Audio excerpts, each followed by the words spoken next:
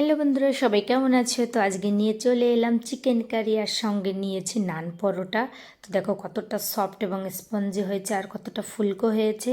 তো চলো পুরো ভিডিওটি দেখার অনুরোধ রইল। আজকে একসঙ্গে পুরো ভিডিওটি দিয়ে দিলাম। তো খেতে কিন্তু জাস্ট অসাধারণ ছিল। আর চিকেন কারি দিয়ে তো নান রুটি বা নান পরোটা খেতে আমার ভীষণ ভালো লাগে।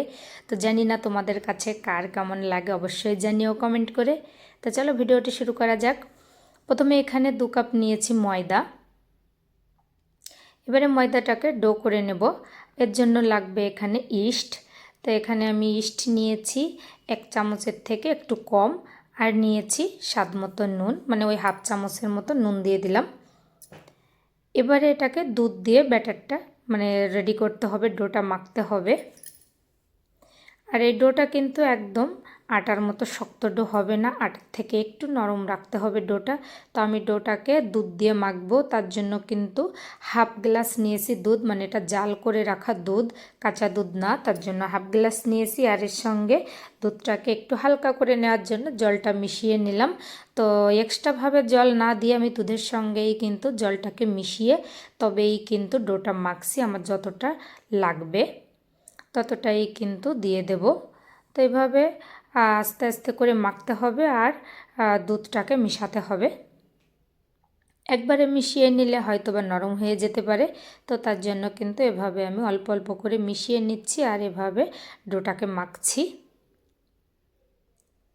তো এখানে আমার এই ছোট গ্লাসের 1.5 গ্লাস দুধ আর জল মিক্সার করাটা লেগেছে।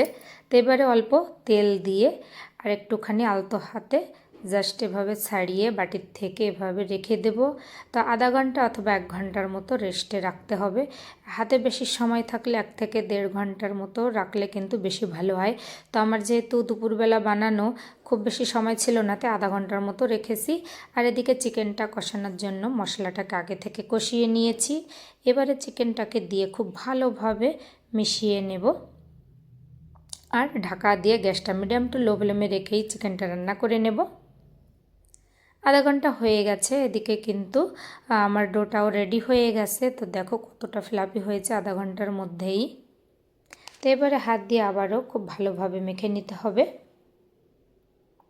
আর এই ডোটা যত ভালো মাখা হবে ততই কিন্তু রুটিটা বেশি সফট হবে। এবারে হাত দিয়ে কিন্তু আবারও খুব ভালোভাবে মেখে নেব। আর অবশ্যই এভাবে রুটি বেলার বা যে কোনো জিনিসে একটু তেলটা মেখে নিলে বেশি ভালো হয়। আমি যেহেতু প্রথমে তেলটা মেখে নিয়েছিলাম না, যেমন সমস্যা হচ্ছিল, বাট পরে তেলটা দিয়ে দিয়েছি, খুব সুন্দরভাবে কিন্তু উঠে এসেছে। আর এদিকে তোমরা কিন্তু রুটিটাকে তেল দিয়েও বেলে নিতে পারো অথবা এভাবে ময়দা দিয়েও বেলে নিতে পারো। তো আমি গুঁড়ো ময়দাটা দিয়ে একটা বেলে নিচ্ছি, আবার একটা তেল দিয়েও বেলে নেব। যাক, তোমাদের আমি 2 প্রসেসেই দেখিয়ে দিলাম, তোমাদের যেটা ভালো লাগে তোমরা সেভাবেই তৈরি করে নিতে পারো। তো এবারে তাওয়াটাকে গরম করে নিয়ে এরপরে কিন্তু রুটিটা দিয়ে দেব। আর দিয়ে প্রথমেই কিন্তু তেল বা বাটার কোনোটাই মাখবে না, তাহলে কিন্তু রুটিটা ভালো হবে না। তো যাক, প্রথমে একটা সাইড হয়ে গেলে এরপরেই কিন্তু বাটারটা দিয়ে দিলাম। তো এটা আমি বাটারে ভাজছি, তোমরা বাটার দিয়েও ভাজতে পারো অথবা তেল দিয়েও ভাজতে পারো। যাই হোক, প্রথম রুটিটা আমি বাটার দিয়ে ভেজে নিলাম। এবারে এভাবে একটু চেপে চেপে ভেজে নিতে হবে, যেহেতু রুটির সাইজটা একটু মোটা আছে তার জন্য।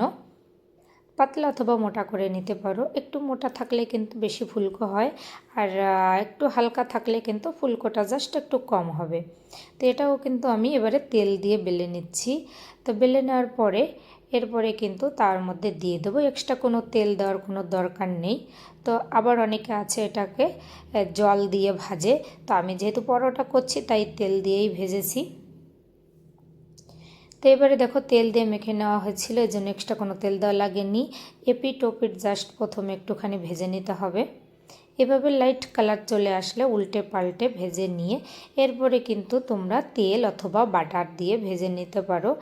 যেহেতু এটা আমি বাটার দিয়েই ভাজছিলাম, তো তার জন্য ফ্লেভারটা আসার জন্য একটুখানি বাটার উপর থেকে লাগিয়ে দেব। ব্রাশ অথবা স্পুনের সাহায্যে বাটারটাকে লাগিয়ে নিতে পারো। একইভাবে কিন্তু বাকি রুটিগুলো আমি ভেজে নিয়েছি। তো তোমাদের কাছে কেমন লেগেছে? যদি ভালো লাগে অবশ্যই বাড়িতে তৈরি করে তোমরাও খেয়ে দেখো। আশা করি দোকানের থেকে কোনো অংশে কিন্তু স্বাদটা কম হবে না, বরং আরও খুব ভালো হবে।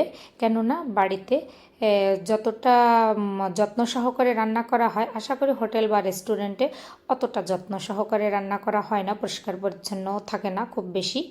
তো দেখো আমি এবারে মাংস দিয়ে রুটিটাকে নিয়ে নিলাম আর খেয়ে দেখি, ও সেই স্বাদ।